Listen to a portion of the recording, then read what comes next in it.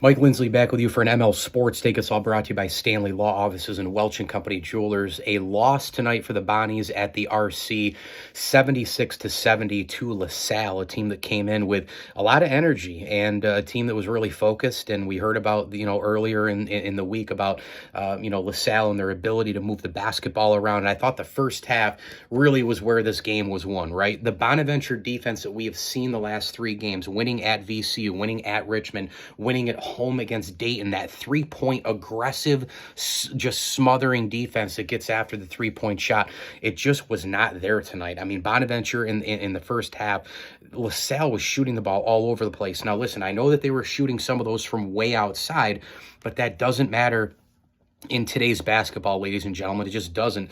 And here's why. It's a Steph Curry world, man. He's changed the game completely, shooting it way beyond three-point land, where these guys, college, high school, below that, NBA, whatever, they're shooting the ball beyond 3 points, and they're practicing those probably more than free throws.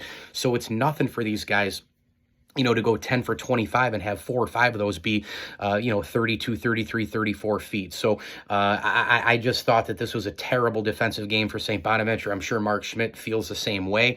Bonaventure also got destroyed on the glass. I mean, they were out rebounded by 7, but it felt like 15. I mean, every single loose ball, weak side rebound was going LaSalle's way.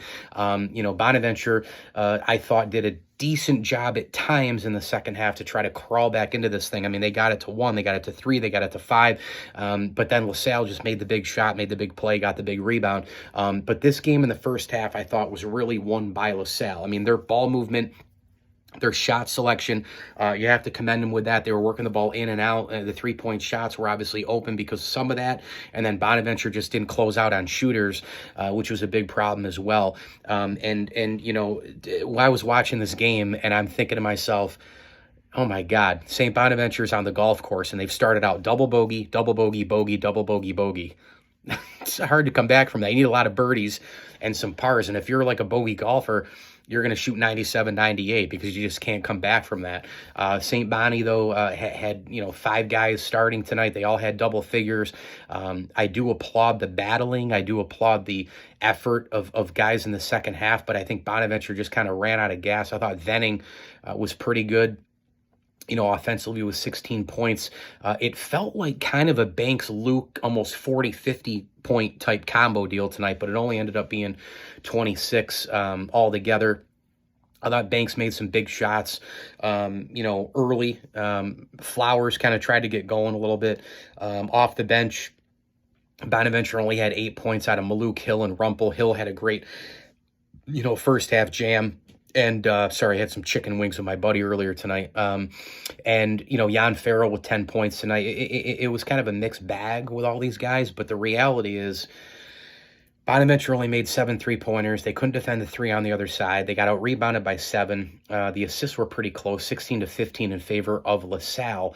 A lot of balls were beaten too by LaSalle, and turnovers were 14 for LaSalle and 13 for Bona. So again, a frustrating game. And I know I did my little preview thing today, and I got to tell you, I was picking the Bonnies with my heart, but I knew deep down that with my wallet, I probably would have bet LaSalle tonight. And I'm not a sports bettor, but I would have bet them. It's just a very difficult situation here. Winning 3 in a row, you're at home. You got to keep the momentum going. You're getting, more hype and expectation. Here we go. It's February. It's the Bonnies. It's Schmidt. It's their time.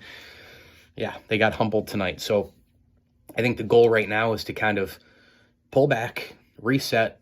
You're 13-12. You're 7-5 in conference. Let's pull back a little bit, try to still get in there for, one of the top 4 seeds, obviously, and finish strong. You've got at Duquesne, at Fordham. Every game on the road is difficult. Bonaventure does not play on the road very well, as we know, although VCU Richmond, maybe they come back. And then they got home for GW, at Davidson, home for St. Joe's, and at UMass. I'm hoping for 3, 6. They got 6 games left. About 5-1. Let's go 5-1 here. Win a couple on the road, take care of home court, of course, and go from there. And that's another thing. Bonaventure just doesn't lose at home, right? I mean, this year has been, no different. Time to finish strong, 5-1.